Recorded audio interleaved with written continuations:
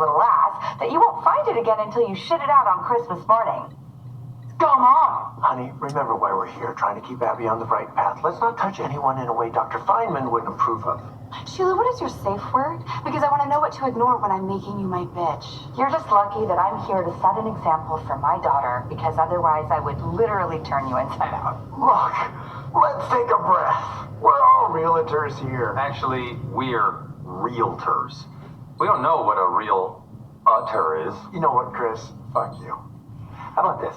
We won't tell Principal Novak what Abby did and get her expelled if you give us the listing you stole from us with that dog stuff. You are never gonna get that listing. And we didn't steal it. We won it. In high school, your dad drove drunk and flipped a car.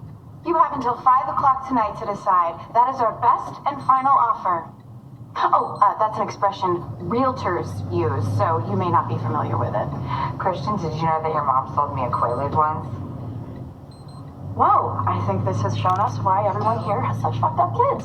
Shall we scoot? I hate these people. They're so mean. Look at this house. A mudroom in Santa Clarita. It rains twice a year, fools. Not let them win this. Grace Chancellor got expelled, and now she's homeschooled and has 200,000 YouTube followers, and all she does is whisper ingredients from cereal boxes.